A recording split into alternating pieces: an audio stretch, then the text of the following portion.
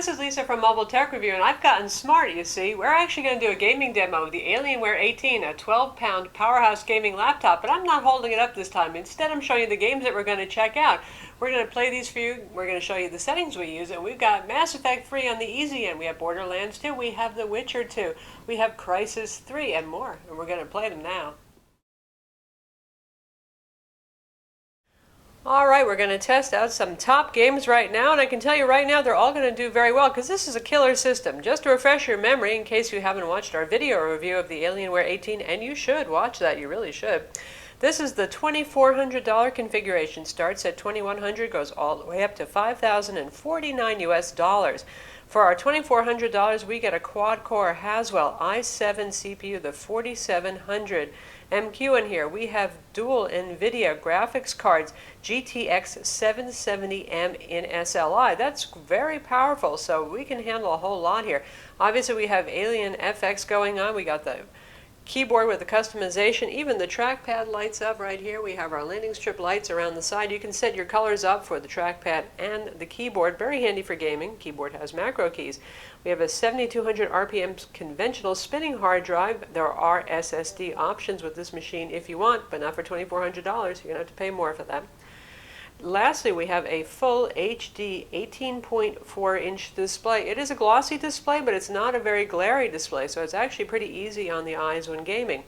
3 fans inside, 2 for the graphics cards, 1 each on those graphics cards, and a CPU fan means it runs fairly quiet and cool even when gaming. The machine weighs 12 pounds and is 2.26 inches thick. So it is not something you're going to toss in your backpack and take to class, especially because the power brick weighs another 2-3 pounds at least. It does have switchable graphics. You can switch to Intel HD 4600 graphics if you want to save battery power, say you're using this for productivity work. And let's go test those games now. Okay, so first up we have Bioshock Infinite. So you can see our settings. We have gone to Ultra for everything. That's the highest possible setting on Bioshock Infinite. And by the way, running their own benchmarking test, it averaged for every single test at least 80 frames per second on Ultra. So for those of you who are wondering why you might want to get a laptop and how it could ever compete with a gaming desktop, well, this one obviously can and probably will be top dog for a couple of years. So here are all of our settings: full HD display, Ultra, post-processing is normal, light shafts are on, ambient occlusion is normal. All the good stuff is turned on. And here we are ready for some action, and we have set our field of view to be as wide as possible because let's face it, this game has a very narrow point of view that can be almost nauseating.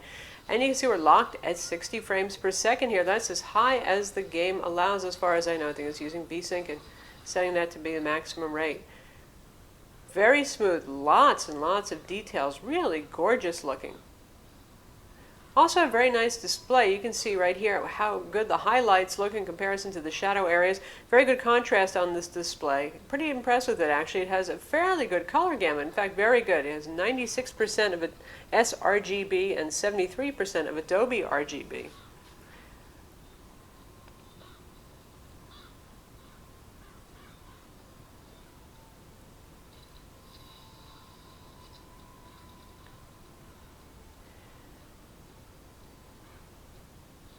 And our frame rate is holding steady, changing environments, going in and out, moving around pretty quickly.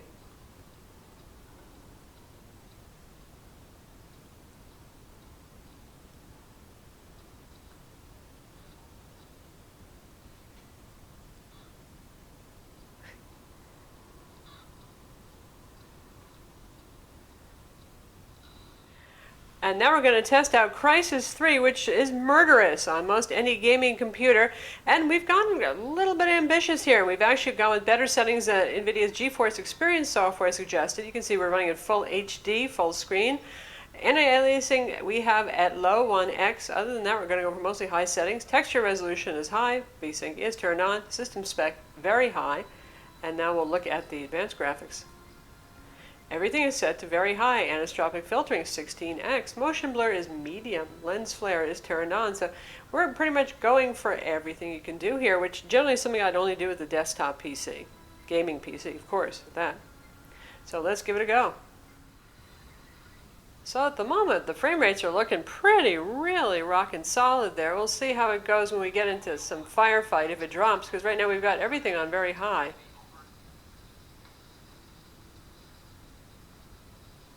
And there's our buddy, a profound amount of detail on his clothing, on his face. Look at the textured sheet metal floor there. Really nice. Pretty cool on a laptop, gaming laptop, to be able to see this much detail. And here comes a headshot.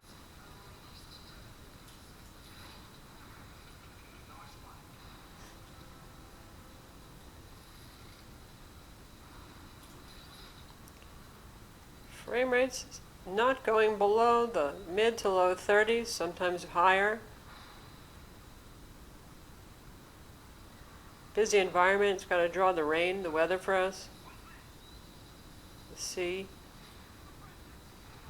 So it's a pretty challenging environment. We've got lightning.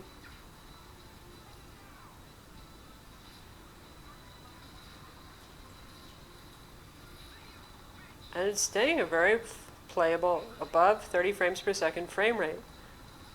Nice, nice.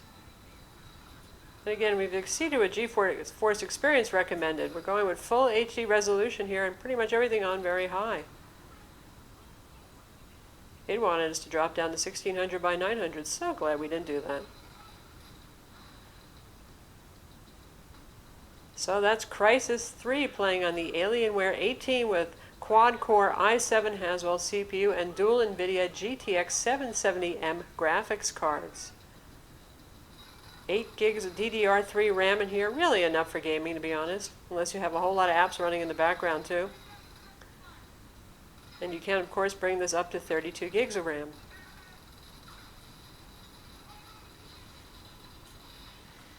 And now we're going to go easy on the Alienware 18 and we're going to check out Mass Effect 3.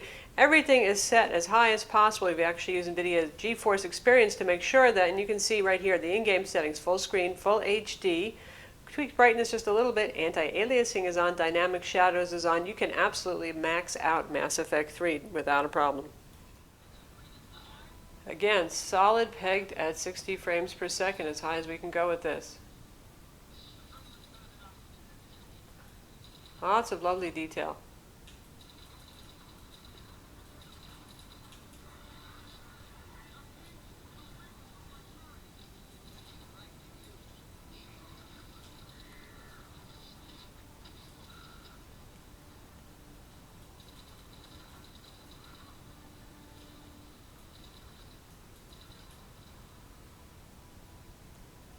Lots of beautiful detail there. The soil, the rocks, the lovely husks.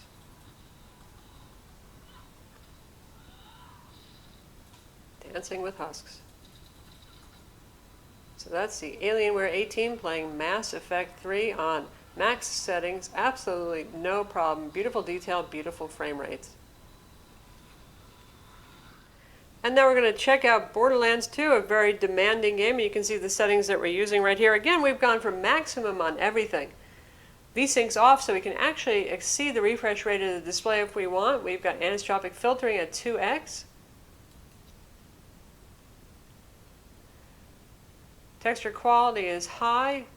Our viewing distance is far. Game detail is high. Ambient occlusion is on. Everything's turned on. Everything's high. You get the idea. Again, max settings right here. Such a distinctive looking game. Nice, sharp, high contrast ratio, much appreciated here. We got 360 nits of brightness on this display panel, also appreciated. Nice white snow. Black line art detail shows very well. And the blacks are black. We have pretty good black levels on this monitor as well, or display rather, built-in panel. And we're keeping the frame rates high, between 60 and up to 80 at times. Averaging low 60s here when we're shooting up the bad things. We don't have the speakers turned up very high, but this has stereo speakers with a subwoofer, Klipsch audio, really loud, full, really nice. You're not dying to plug in external speakers when you're playing this game.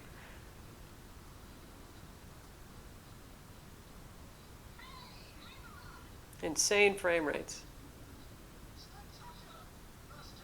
Not bad for a gaming laptop, eh? Again, we have dual NVIDIA GTX 770M graphics cards in here. So it should be up to the task.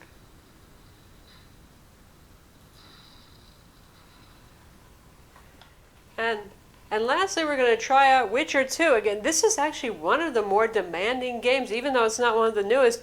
It's really pretty killer, and they suggest you start out with the GTX 650 or better graphics card. So, you know, for suggested requirements, that's pretty impressive. And you can see here we're going with quite high settings. Full 1920 by 1080 resolution, full screen on, view distance is far, and most effects are enabled. Texture memory is set to very large. Shadow quality is medium. Number of shadow lights is also medium. So let's see how this plays. Witcher 2 is certainly a visually stunning game. I mean, lots and lots of detail, great dynamic range in here. Nice colors that really come through on this panel. And our frame rates, look at that, we're topping it out there again. We're at 60. You're getting the idea here, aren't you? Pretty much just about everything except for Crysis, you're going to be running pretty much pegged at 60 frames per second. Seeing lots and lots of detail there. Nothing is too hard for this so far. Even Crysis, as you saw, did quite well.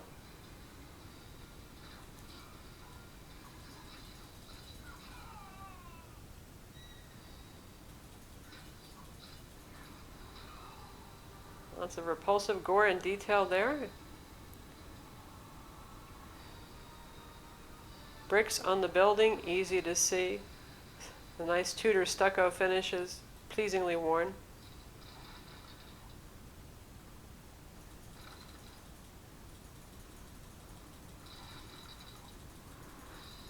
No matter how fast your gaming PC is, doesn't mean that you can wind up your catapult any quicker though.